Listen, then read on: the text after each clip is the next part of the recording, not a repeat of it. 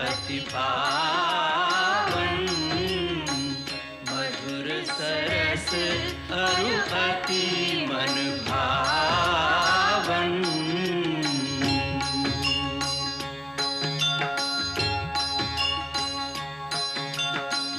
पुनि पुनि कितने हो सुने सुनाए, ये की प्यास बुझत न बुझाए।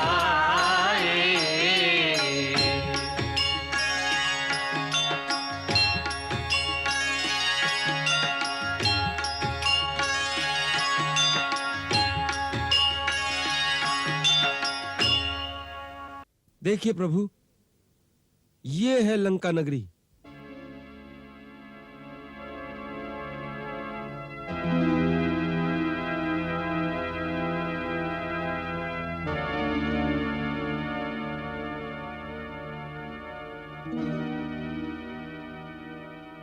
विश्वकर्मा रचित, कुबेर द्वारा सुसज्जित, सुवर्ण जटित लंकापुरी। ये तो मानो अलकापुरी को भी मात कर रही है। भैया, हनुमान जी तो कहते थे उन्होंने सारी लंका को जलाकर राख कर दिया था, परंतु यहाँ तो उसके कोई चिन्ह दिखाई नहीं देते। बड़े विस्मय की बात है।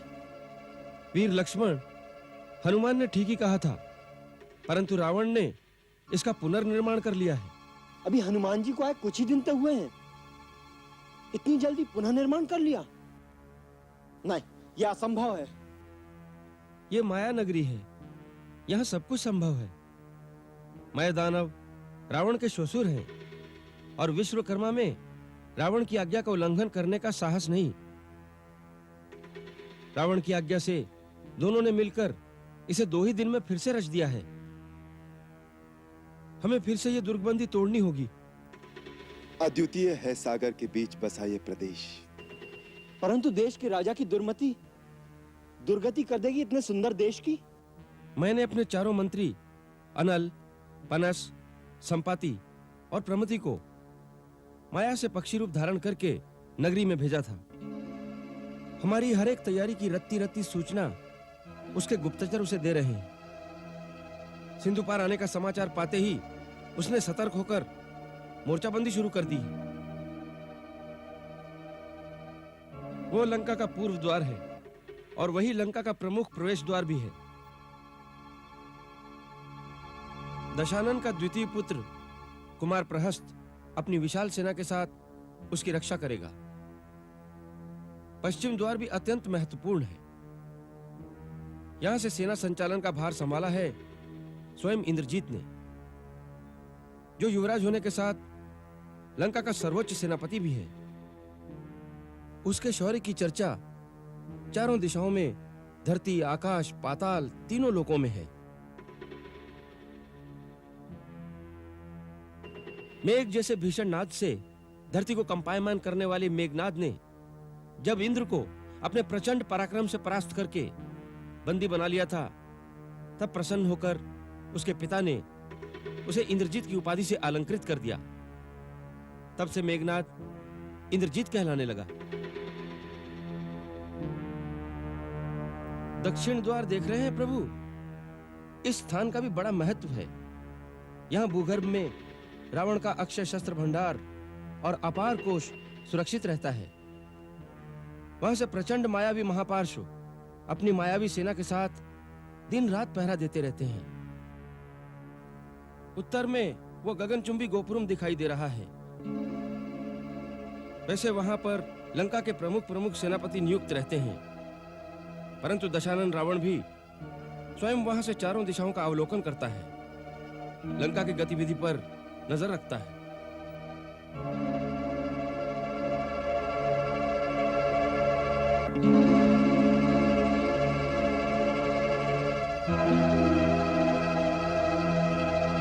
वो गोपुरम पर कौन है?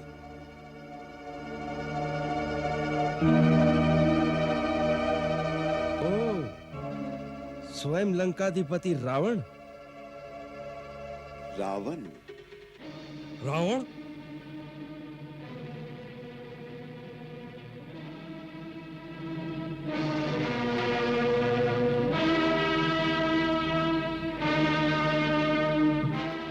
माता सीता को हर ले गया था। नराधम, इसे पृथ्वी पर रहने का कोई अधिकार नहीं। हम अभी इसे यमपुरी पहुंचा देते हैं।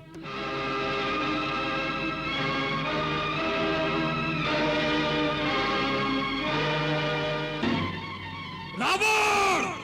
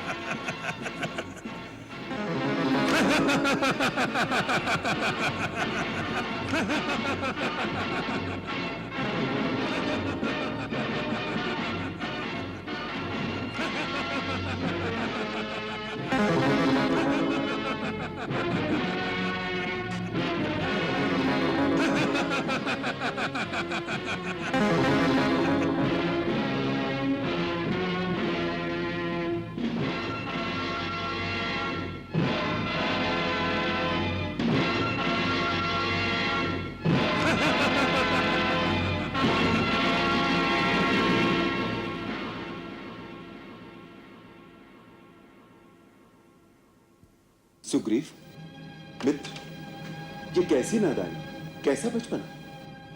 प्रभु, उस नर पिशाच नराधम को देखकर मैं अपने बस में नहीं रहा था नाथ। साहस की साकार मूर्ति वीरवर, तुम्हारे इस असामायिक साहस ने हम सबको चिंता में डाल दिया। महाबली, अब कभी इस प्रकार का दुस्साहस करके अपने प्राण संकट न डालें। मैं अपनी मनोदशा का कैसे वर्णन करूं प्रभु। माता सीता को हरण करने वाले उस आतताई पापी को देखकर मेरी नस नस में बिजली कौंध गई। मैं अपने आपे में नहीं रहा, मैं पागल सा हो गया प्रभु। मित्र, तुम हमारे राजा हो, तुम्हारे परास्त होते ही हम सबकी पराजय हो जाती, हमारे धर्म युद्ध पर अधर्म की विजय हो जाती। तुम्हें कोई भी कदम बिना विचारे, बिना परामर्श किए नहीं उठाना चाहिए। प्रभु, फिर ऐसी भूल नहीं होगी प्रभु। क्या कहा? सुग्रीव नाम था? आकाश मार्ग से उल्कापात बनकर टूट पड़ा हमारे महाराज के ऊपर। हे प्रभु, क्या क्या अनहोनी हो रही है। इसी प्रकार उस दिन अदृश्य दिशा से एक बाण आया, मेरे करण फूल गिरा दिए, महाराज का मुकुट धूल धूसरित हो गया, और फिर वो बाण न जाने कहां विलीन हो गया। और हम दम भरते हैं कि माया शक्ति में हमसे कोई पार नहीं पा सकता। बताओ, ये सारे लक्षण किस बात का संकेत हैं? हे प्रभु, अब मैं करूं तो क्या करूं? कैसे उनकी कुमति को बदलूं? उन्हें सन्मार्ग पर लाने का क्या उपाय करूं? शांत हुइए महारानी जी, आप बहुत घबरा रही हैं। बड़े बड़े दिक्पाल आपके पति का कुछ नहीं बिगाड़ सके। तू स्त्री है और स्त्री के हृदय की बात नहीं समझ रही। बिगाड़ ही बिगाड़ तो हो रहा है, सुधार कहाँ है? एक बार आप फिर प्यार से ऊंच नीच समझाइए। मैं तो सारे जतन करके हार गई। एक निवेदन करूं? आपके पिताश्री दानव राजमय महाराज लंका का पुनरुद्धार करने आए हुए हैं। उनसे कहिए महाराज को हित अनहित की बात समझाएंगे। मैं महाराज ससुर हैं, उनका आदर करते हैं। हनुमान तो सारी लंका जला ही गया था, उसका पुनर्निर्माण इतनी शीघ्रता से आपके पिताश्री ने ही किया है। महाराज उनकी बात का आदर करेंगे।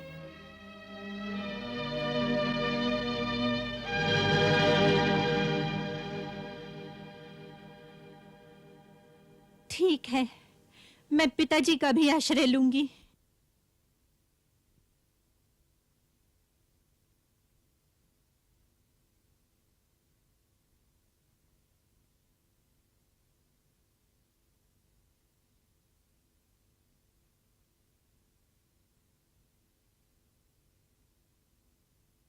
पुत्री मंदोदरी, इतनी अधीर और व्याकुल किस लिए हो रही हो? पिताजी, सब कुछ जानकर भी अनजान बन रहे हैं आप। एक स्त्री के कारण सर्वनाश की घड़ी आ गई है। बेटी, इसमें उस स्त्री का कोई दोष नहीं। हाँ, दोष उसका नहीं, खोट तो मेरे भाग्य का है, दोष तो मेरे स्वामी का है। परंतु उन्हें अनीति के राह पर चलने से क्या आप रोक नहीं सकेंगे?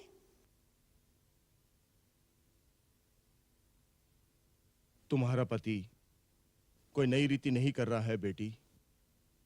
यह तो हमारे दानव समाज की पुरानी परंपरा है कि जिसकी जितनी अधिक रानियां होंगी वो उतना ही अधिक वैभवशाली और बलवान माना जाएगा। ये तो प्रतिष्ठा की निशानी है बेटी।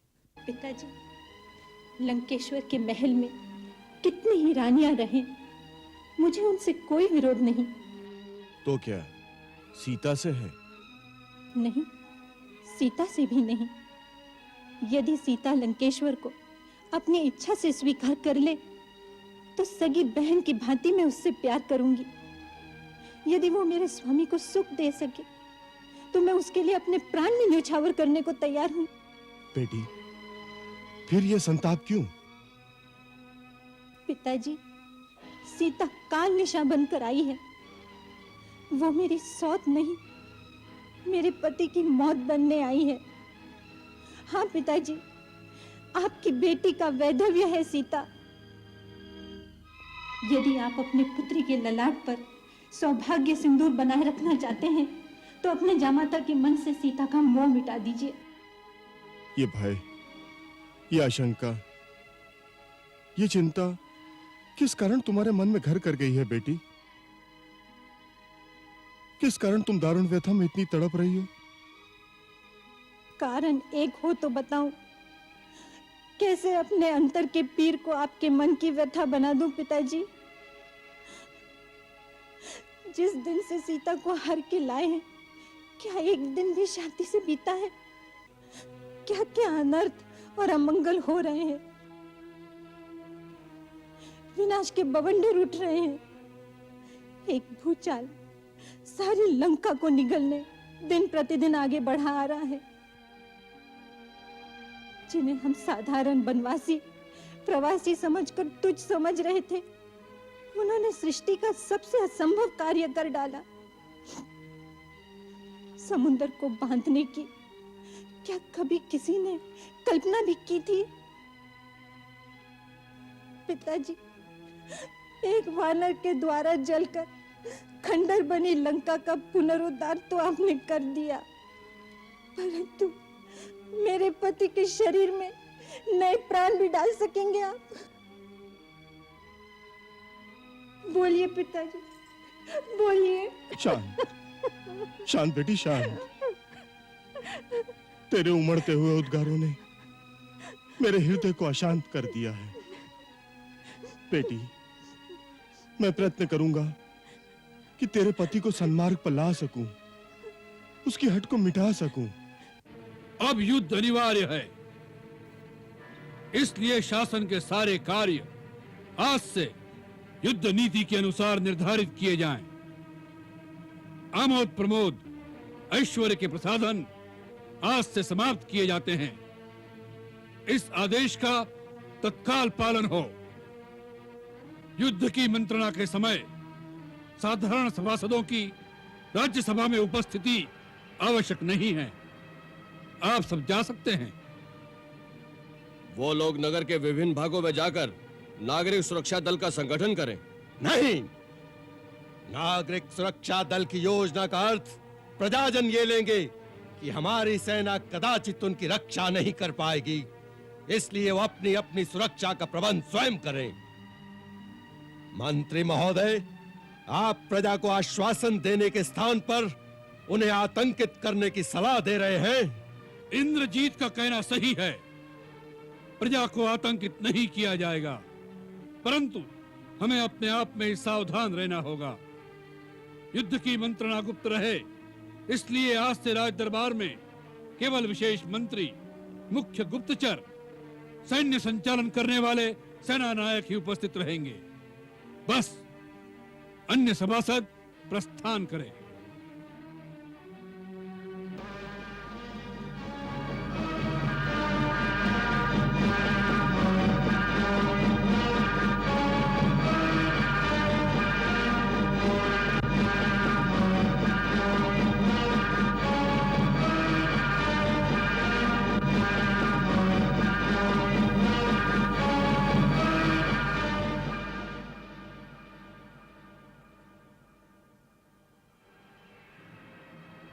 लंका के मंत्रीगण, सेना के पदाधिकारी नायकगण, युवराज इंद्रजीत, सेनाध्यक्ष प्रहस्त, आप सबको विदित ही है कि आर्याव्रत से आया एक दुराग्रही, दुस्साहसी मानव कुछ भालू वानरों को साथ लेकर लंका पर चढ़ाई करने का सपना देख रहा है।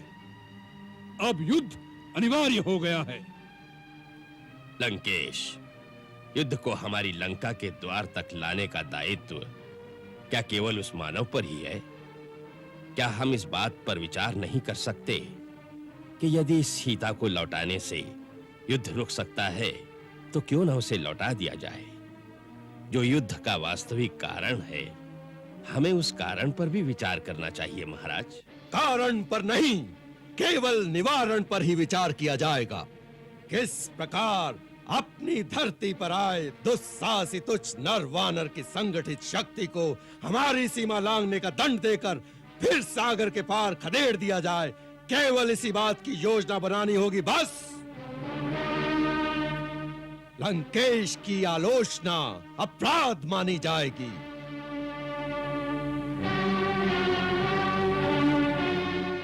महाराज, युवराज के कथन का मैं अनुमोदन करता हूं। मूल विषय से हटकर और कोई बात न की जाए। हम व्यर्थ में तर्क कुतर्क में समय गंवाते रहे और वो मच्छर सागर पर से उड़कर हमारे सिर पर आ बैठे। हमें ऐसी नीति को अपनाना चाहिए जिससे कि वो रेंगते हुए सपोलों के फन यहीं कुचल दिए जाए। तुमने सेनाध्यक्ष के पद के अनुकूल ही बात कही है। हमें सावधान रहना है, परंतु प्रथम प्रहार भी नहीं करना है। क्षमा महाराज, इसी नीति का मैं सदा विरोध करता रहा हूं। इसी नीति का परिणाम है कि आज चींटियों के पर निकल आए हैं। पर निकलना ही चींटियों के प्राण निकलने का संकेत है। महाराज, चींटियों को मसलने की आज्ञा प्रदान करें। उसका समय भी आ रहा है, परंतु अभी हमें अपनी व्यूह रचना के अनुसार परकोटे के अंदर ही रहना चाहिए। जिस प्रकार अभिमंत्रित कवच के अंदर शरीर सुरक्षित रहता है, किसी अस्त्र शस्त्र का प्रभाव उस पर नहीं होता, हम भी अपने विराट विशाल अभेद्य दुर्ग के अंदर सुरक्षित परंतु सावधानी से सैन्य संचालन करते हुए सतर्कता से उनकी गतिविधियों को कीद दृष्टि से परखते रहेंगे। परंतु वो चुप तो नहीं बैठे रहेंगे। वो आक्रमण करके लंका के द्वार तोड़कर अंदर आने का प्रयत्न करेंगे। प्रयत्न करेंगे परंतु सफल नहीं होंगे, क्योंकि लंका के परकोटे पार करके देवता तक भी अंदर प्रवेश नहीं कर सके। हाँ, हमारे सुदृढ़ परकोटे से सर पटक पटक कर धीरे धीरे थक अवश्य जाएंगे। वही समय होगा एक थके हुए शत्रु पर टूट पड़ने का। तब उन्हें मिटा देना हमारे लिए सरल हो जाएगा। महाराज, मेरे दूतों का समाचार है कि उन्होंने अद्भुत गरुड़ व्यूह की रचना की है जो अभेद्य है। शुक, तू उनसे प्रभावित होकर आया है। अरे, वेदन करने का प्रश्न ही कहां है। गरुड़ व्यूह रचे या शकट अथवा चक्र व्यूह के साथ मोर्चाबंदी करें, हमारा ध्येय तो उनको उनके बनाए हुए व्यूह में ही नष्ट कर देना है। व्यूह बनाकर भी जिस विकट व्यूह में वे फंस गए हैं उसका अनुमान क्यों नहीं लगाते। पीछे अथाह समुद्र, सामने लंका दुर्ग की अभेद्य प्राचीरें, उसके बीच सूखे रण प्रदेश। रसद के बिना सेना कब तक टक्कर ले सकेगी। हाँ, महाराज की सूझ बहुत गहरी है। शत्रु अपनी ही शक्ति नष्ट करके अपने ही व्यूह में तड़फड़ा कर दम तोड़ देगा। फिर भी शत्रु शत्रु है। हर प्रकार की स्थिति का सामना करने के लिए सतर्क रहना चाहिए। इसलिए अपनी आंतरिक सुरक्षा और सम्रांगण में जाने की स्थिति आने पर उससे निपट लेने की पूरी योजना हमें अभी से बना लेनी चाहिए। सर्वोच्च सेनाध्यक्ष का पद युवराज इंद्रजीत ही संभाले रहेंगे। समस्त युद्धों का कीर्तिमान है कि इंद्रजीत ने जिन युद्धों का संचालन किया है, हमारी सदा जय ही हुई है।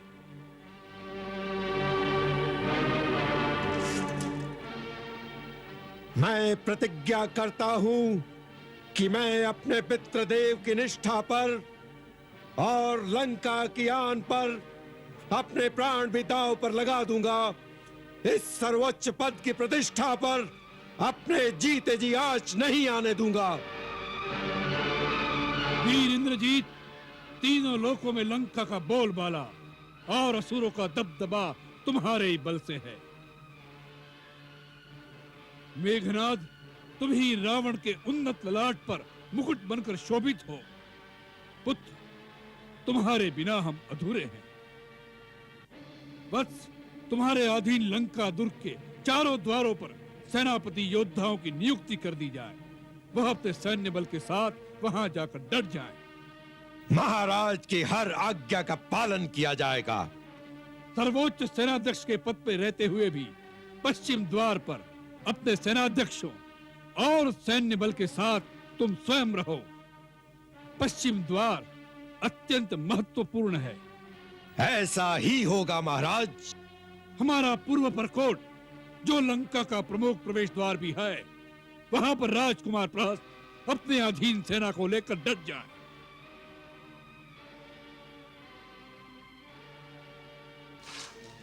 मैं शपथ लेता हूं, मेरे प्राण रहते कोई पक्षी भी पूर्व द्वार से लंका में प्रवेश नहीं कर सकेगा। इंद्रजीत, दक्षिण द्वार पर किसे नियुक्त करना उपयुक्त होगा? मेरे विचार से सेना नायक महापाश के अधीन वीर उपाश जैसे कुशल नायक गुप्तचर शार्दूल उस और सजग रहकर शत्रु की गतिविधि का निरीक्षण करते हुए आपको सूचना देते रहेंगे।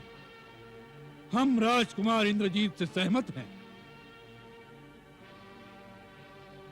मुझे सेवा का अवसर देकर आपने इस दास का गौरव बढ़ा दिया है महाराज। उत्तर द्वार पर अपने पुत्र अतिकाय, महाबली दुर्मुख और सेनापति कंपन के साथ चारों दिशाओं का अवलोकन करने के लिए हम स्वयं रहेंगे। इससे सारी सेनाएं आपका अवलोकन करती हुई पूरे उत्साह के साथ हर स्थिति का सामना करने के लिए तैयार रहेंगी।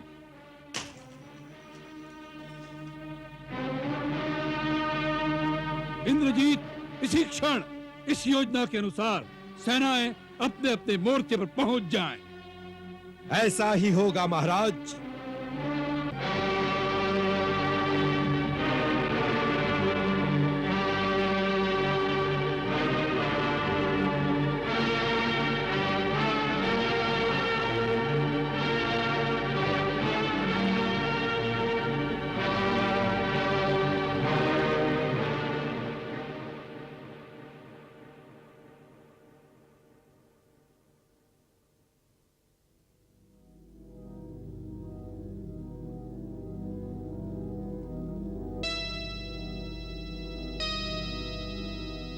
प्रभु, रावण ने लंका की दुर्गबंदी आरंभ कर दी है।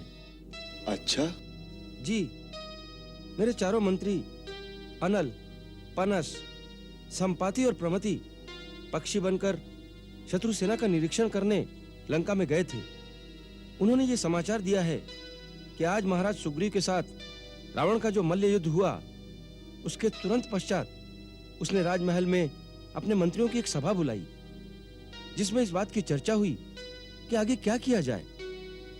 उस सभा में उसके नाना माल्यवान ने आपका विरोध त्याग कर आपसे संधि कर लेने की सलाह दी, परंतु रावण को उनकी बात नहीं सुहाई और रावण ने लंका की दुर्गबंदी करने का आदेश दे दिया है। पधारिए।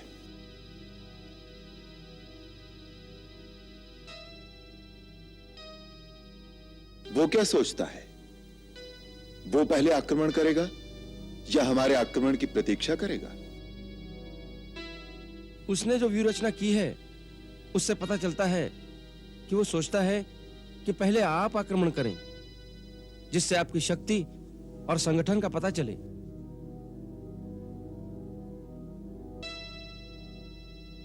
उसकी व्यूह रचना कैसी है? लंका के पूर्व द्वार पर उसने सेना के सहित अपने पुत्र प्रहस्त को रक्षा के लिए नियुक्त किया है। दक्षिण का द्वार महाबली महापार्श्व और सेनापति महोदर के संरक्षण में है और उसने विशेषतः अपने महापराक्रमी पुत्र इंद्रजीत को पश्चिमी द्वार की रक्षा का भार सौंपा है और स्वयं रावण गुप्तचरों के प्रधान शुक और सारण आदि राक्षसों के साथ उत्तरी द्वार पर डटा हुआ है। इस व्यूह रचना का अर्थ आप क्या समझते हैं? मेरे विचार में रावण यह समझता है कि जब हमारे गुप्तचर हमें यह बताएंगे कि दक्षिणी द्वार का मोर्चा कमजोर है, तो आप निश्चय ही अपनी सेना के अधिकांश हिस्से के साथ उस द्वार पर आक्रमण करेंगे उस आक्रमण से आपकी युद्ध नीति और सेना संचालन के ढंग का आभास हो जाएगा। फिर यह भी हो सकता है कि यदि आपने सारी शक्ति उसी द्वार पर लगा दी तो दूसरा मोर्चा कमजोर हो जाएगा। उस अवस्था में संभव है कि इंद्रजीत अपना पश्चिमी द्वार खोलकर बाहर निकले और दक्षिणी द्वार पर जूझती हुई आपकी सेना पर पीछे से आक्रमण कर दे। फिर महापार्श्व अपना द्वार खोल दे। उन दोनों के बीच फंसकर आपकी सेना का विध्वंस हो सकता है। परंतु यदि हमारा आक्रमण इतना तीव्र और वेगवान हो कि पहले ही धावे में उनके दक्षिण द्वार को तोड़कर आगे बढ़ जाएं, तो क्या नगर पर हमारा अधिकार हो सकता है? नहीं। क्यों? क्योंकि नगर के ठीक मध्य भाग में रावण का एक प्रमुख सेनापति विरूपाक्ष अस्त्र शस्त्रों से सुसज्जित एक विशाल सेना के साथ ऐसे ही अवसर की प्रतीक्षा में खड़ा है। उस अवस्था में हमारी सेना त्रिमुखी व्यू में फंस जाएगी। इसका अर्थ यह है कि जब तक हम एक से अधिक द्वारों को एक साथ तोड़कर अंदर न जा सकें, तब तक हमें आगे नहीं बढ़ना चाहिए। मेरा भी यही अभिप्राय है प्रभु। महाराज विभीषण, इस समाचार के लिए हम आपके और आपके गुप्तचर मंत्रियों के आभारी हैं।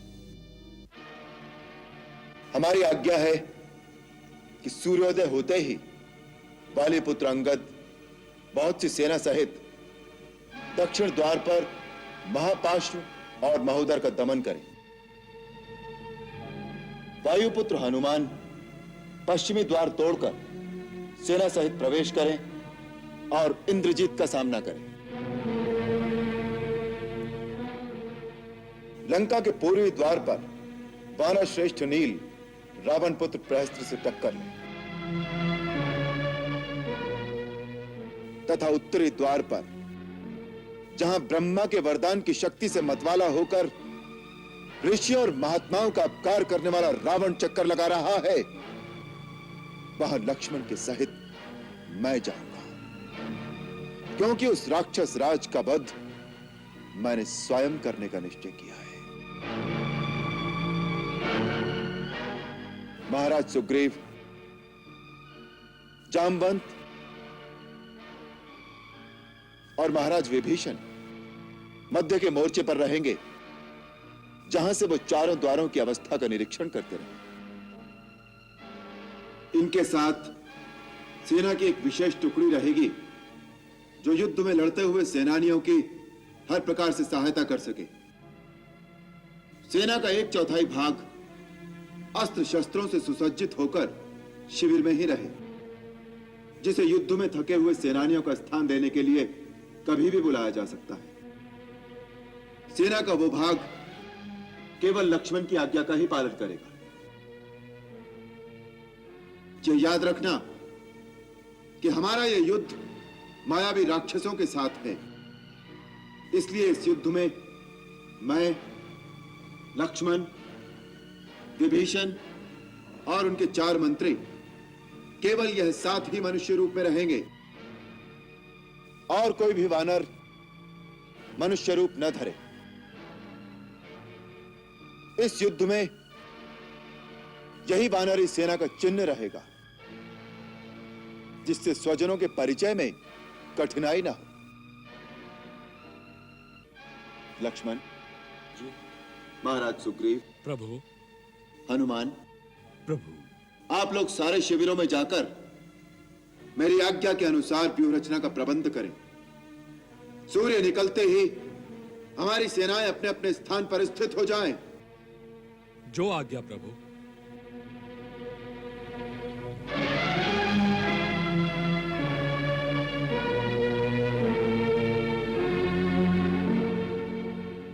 मंगल भवन अमंगल हारी, प्रभु सुदशरथ अजिर बिहारी।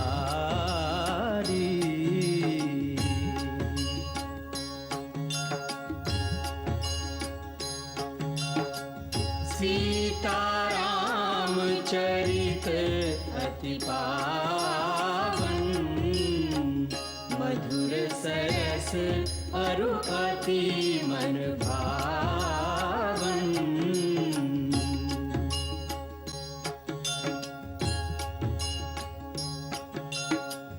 पुनि पुनि कितने हो सुने सुनाए,